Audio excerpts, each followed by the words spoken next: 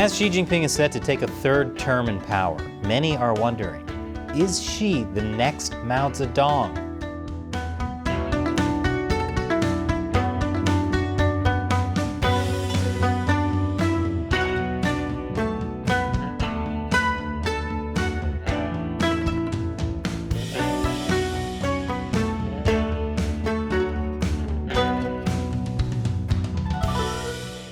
Welcome to China Uncensored, I'm Chris Chappell.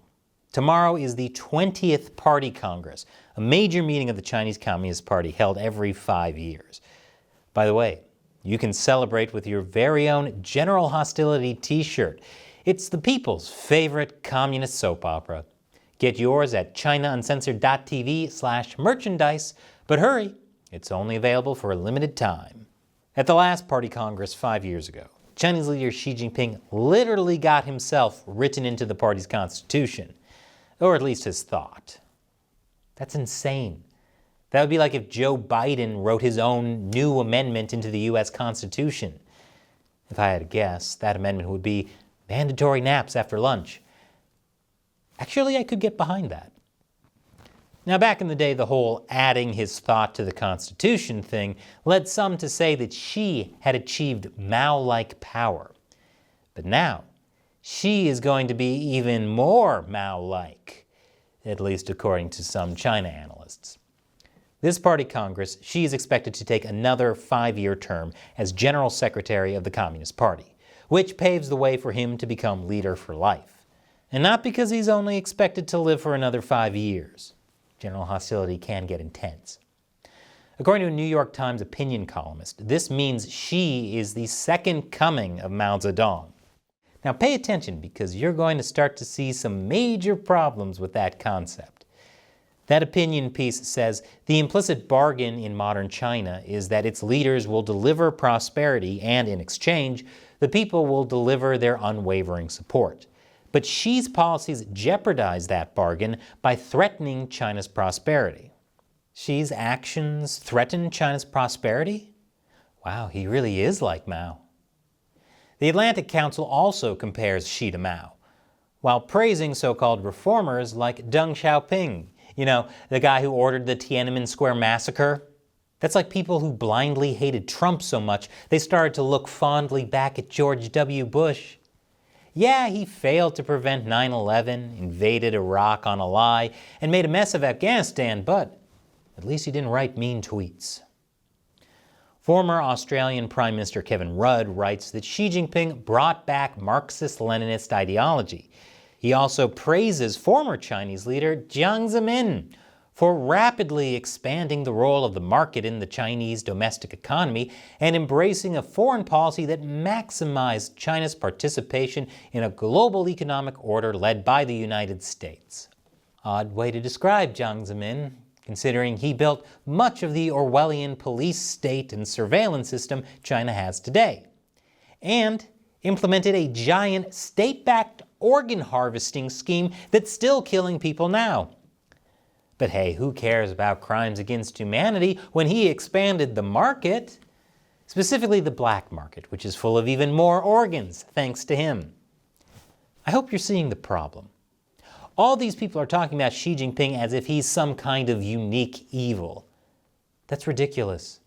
Xi's crimes are a very normal type of evil, at least among communist leaders. Xi's predecessors also committed massive crimes against humanity. But it used to be easier to ignore previous leaders' crimes. Why? Because those leaders made it much easier for Westerners to make money in China. That's it. That's why they keep talking about the economy under former Chinese leaders. That's all that matters to some people.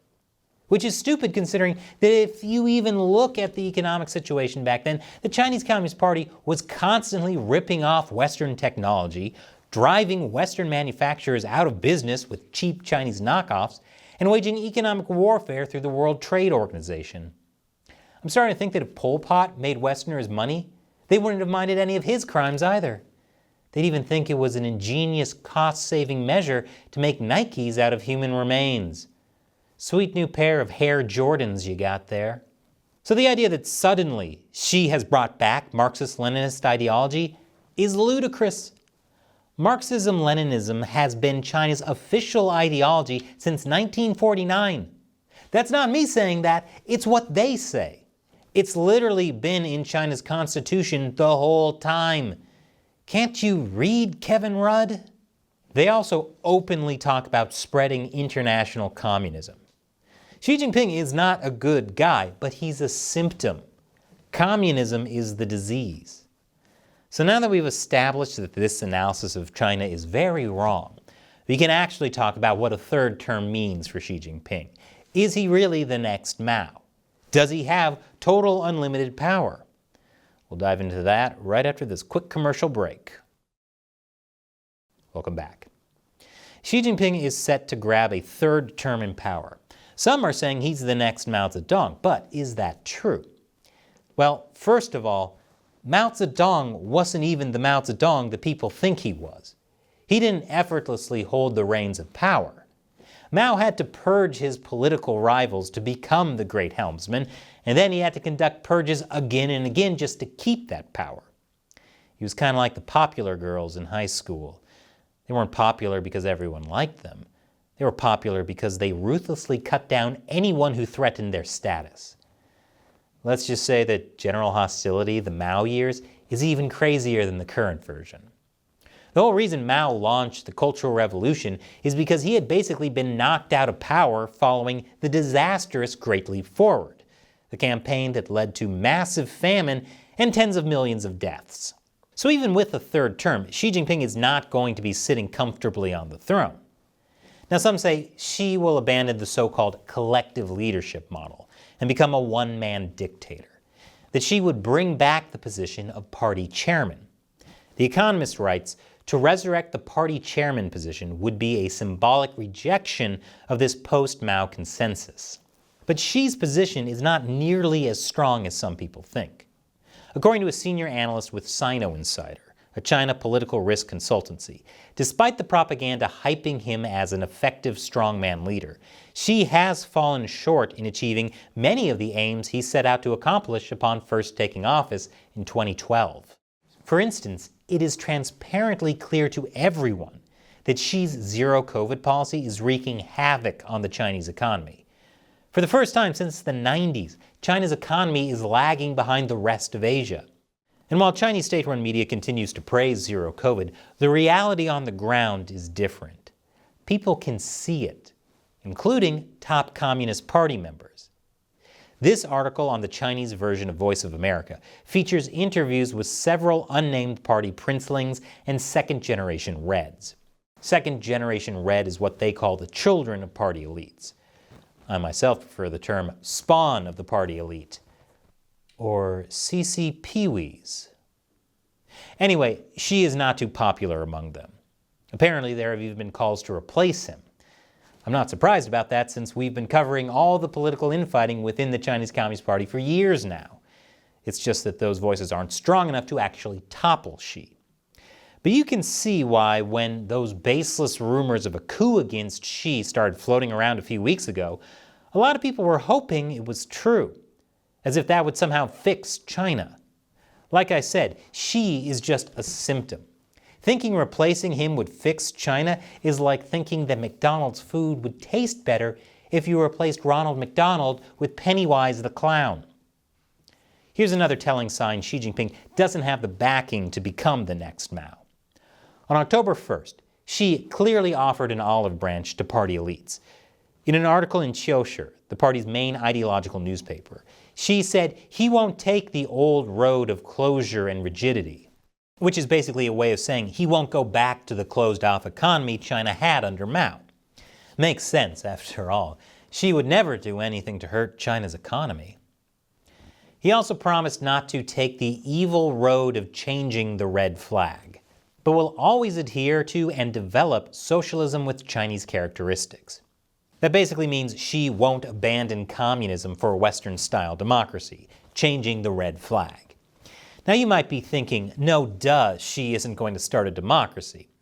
But the fact that he felt it necessary to rehash pledges he made during the 19th Party Congress 5 years ago shows at once that the CCP's red elite lack trust in Xi and that the leader himself has little confidence that the elites are convinced by his program. This would be like Joe Biden saying, "I will not replace the police with Teletubbies." The fact that he even has to say that is a problem. This is not painting an image of Xi Jinping as a man who has undisputed control over the party. This is a guy who has to constantly battle different competing interests to maintain his grip on power. A grip that, in the face of growing international skepticism and domestic economic breakdown, is probably not as strong as some people think. And China Uncensored would not be possible without support from viewers like you, either by liking and subscribing, sharing the show with your friends and family, buying an awesome t-shirt, or through direct support on the crowdfunding website Patreon. Those are the fans I call the China Uncensored 50-cent army, who join us in the fight against the Chinese Communist Party. As a thank you to them, I respond to their questions or comments. Shanghai Foxo asks, "Been thinking of this for a while. What would China do if Russia actually used any nuclear weapons on Ukraine? Would China respond or not?" New member of the 50-cent army. Welcome to the 50-cent army, Shanghai Foxo. Now that's a very interesting question. Putin is threatening to use nukes in his war on Ukraine. However, there currently is no sign that nuclear weapons are actually being deployed. I think it's very unlikely Putin will resort to nukes. However, if he did, what would China do? Well, China is definitely supporting Russia, but only insofar as they can get away with it. Anything that would actually put China in the crosshairs is a definite no-no. And there's a lot the Chinese Communist Party doesn't like about what Russia is doing. For example, they don't like how people are making comparisons between Ukraine and Taiwan. So I don't think the CCP would ever risk the fallout of nuclear war on behalf of Russia. But what if Putin just used a small tactical nuke? Depending on the international reaction, China would try to avoid having to condemn or sanction Russia, but they would abandon Russia if they had to. The CCP always looks out for number one. Thanks for your question and your support, Shanghai Foxo. And thank you to everyone else as well. You can support China Uncensored by going to patreon.com/China Uncensored and contributing $1 or more per episode. As one of the perks, you can ask me questions that I'll answer on the show. Once again, I'm Chris Chappell. See you next time.